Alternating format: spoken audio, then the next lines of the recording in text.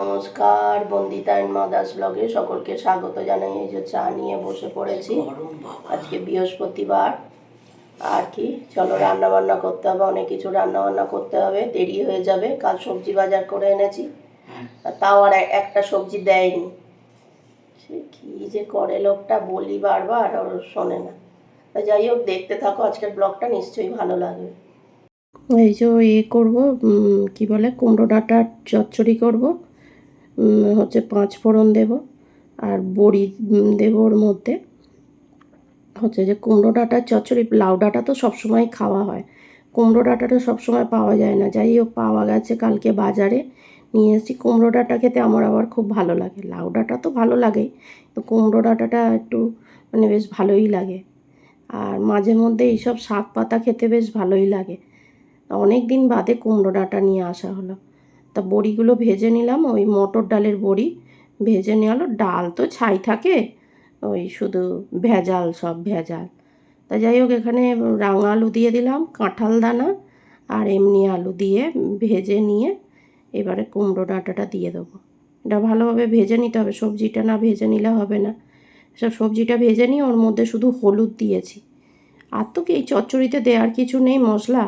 আর লাস্টে একটু, মানে লাস্টে নয়, একটু ডাঁটাটা মজে গেলে তখন ওই নুন টুন দিয়ে দিলাম, দিয়ে চাপা দিয়ে দেবো। ডাঁটাটা মজে গেলে ওর মধ্যে ওই বড়িটা আর একটু সর্ষে বাটা দিয়ে দেবো, ব্যাস তাহলে হয়ে যাবে। এটা দিয়ে আর চাপা দিয়ে দিলাম, ও অটোমেটিক কমে যাবে। আর ওদিকে চচ্চড়িটা একটু মজুক, তার মাঝখানে তো কাজ সেরে নিতে হবে। একটা কাজের জন্য বসে থাকলে হবে না। আর আজকে বেলাও হয়ে গেছে, মানে রান্না বসাতে। এই যে সর্ষে বাটা আর বড়িটা দিয়ে দিলাম। ওদিকে আমার ডিমও ছাড়ানো হয়ে গেছে। ডিমগুলো যত কি হয়েছে বলো তো, এখনকার ডিমগুলো বিরক্ত লাগে। প্রেশার কুকারে দেওয়া হয়েছে, 3টে সিটি দেওয়া হলো, তাও যেন ডিমগুলো ঠিক মতো হয় না। মানে আগে ডিম আর এখনকার ডিম, ডিম মনে হয় সেই মাঝখানে বেরিয়েছিল না প্লাস্টিকের ডিম, তাই মনে হয় যেন ডিম ফিম, মানে সব জিনিসে ভেজাল। সব যে মানুষও যেমন ভেজাল হয়ে যাচ্ছে, তেমনি সবজি পাতি সব কিছুতে ভেজাল আর ভেজাল। তা যাই হোক, আমাদের তো চিনি টিনি ব্যবহার হয় না, সুগার ফ্রি ব্যবহার হয়। আর এটা দেখবে আমি ব্যবহার করি চিনির দানার মতো, ওটা সুগার লাইট, ওটা ওই নয়, মানে সুগার নয়। তা যাই হোক, মানে সুগার যার আছে তার এইসব জিনিস খাওয়া ক্ষতিকারক। কিন্তু তরকারিতে সবসময় তো মিষ্টি দেওয়া হয় না। এই চচ্চড়িটা যাই হোক হচ্ছে, তাই মিষ্টি দেওয়া হয়েছে। কেননা চচ্চড়িতে একটু মিষ্টি মিষ্টি না হলে ভালো লাগে না। মানে খুব মিষ্টি, চঞ্চনে মিষ্টি না হোক, একটু মিষ্টি হলে ভালো লাগে। তা যাই হোক, ওদিকে চচ্চড়ি বসিয়ে দিয়ে এদিকে বাসনটা মেজে নিলাম। মানে একটা কাজ নিয়ে বসে থাকলে অনেক বেলা হয়ে যাবে আজকে। মানে আরও তো কাজ বাজ থাকে, তার উপর বৃহস্পতিবার আরও একটু বেশি কাজকর্ম থাকে। তা যাই হোক, এদিকে হচ্ছে যে করে নিলাম, বাসনগুলো আস্তে আস্তে করে ধুয়ে নিচ্ছি। নিয়ে এবার ওদিকে চচ্চড়িও হতে থাক, আমার এদিকে বাসনও মাজা হয়ে যাবে। হয়ে গেলে তারপরে আজকে ওই যে সকালবেলা উঠে একটু ফোন টোনগুলো ভিডিও ছাড়ার ব্যাপার থাকে, তারপরে ফেসবুকগুলো একটু দেখি, ওই চা খেতে খেতে আর কি।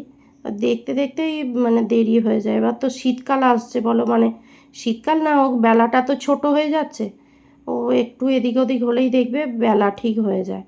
আর মাকে তো তাড়াতাড়ি রান্নাবান্না করে দিতে হবে, সে তো আবার খেয়ে অফিস বেরোবে। তাই এই যে বড়ি টড়ি দিয়েছি, চচ্চড়িটা আজকে না খুব সুন্দর খেতে হয়েছে জানো। মাও খেয়ে বলছে দারুণ খেতে হয়েছে। আজকে কালকে যেমন রান্নাগুলো খুব একটা ভালো হয়নি, আজকে সব রান্নাই ভালো হয়েছে। খেয়ে দিয়ে তো আমি তো রাত্রিবেলা ভয়েস ওভার দিচ্ছি, তাই বলছি যে মানে সব রান্নাগুলোই মোটামুটি ওই একদিন হয়ে যায়, সব মানুষেরই হয়। তো যাই হোক, আজকে রান্নাগুলো মাও খেয়ে বলছে ডিমের কারিটাও ভালো হয়েছে, এই ডিমের কারি করছি। আর একটু ওল সেদ্ধ, ওই ডিম সেদ্ধ আর ওল সেদ্ধ একসঙ্গেই সেদ্ধ দেওয়া হয়েছে প্রেশার কুকারে। ওল সেদ্ধটা একটু সর্ষে বাটা কাঁচা লঙ্কা দিয়ে মাখা হয়। ওটা আমার দিদিমাও মাখতো জানো তো, মা বলে তোর দিদিমা এরমভাবে মাখতো, খেতে খুব ভালো লাগতো। তা যাই হোক, ওই দিদিমা এরম করতো, তাই তাই দেখে মা শিখেছে। আর এই যে রসুন পেঁয়াজ দিয়ে ভালোভাবে ভেজে নিয়ে আদা বাটা টমেটো ফমেটো দিয়ে লাস্টে গরম মশলা দিয়ে নামিয়ে দিলাম ডিমের কারিটা।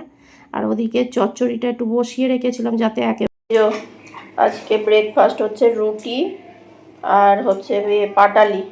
আর মা ওদিকে খেতে বসে গেছে। অনেক বেলাও হয়ে গেছে আজকে। আর আরেকটা ভালো জিনিস দেখাই তোমাদের, সুন্দর জিনিস। এই যে মার পুজো দেওয়া আছে, লক্ষ্মী ঠাকুরের পুজো দেওয়া হয়ে গেছে, মা লক্ষ্মীর বৃহস্পতিবারের পুজো হয়ে গেছে মার।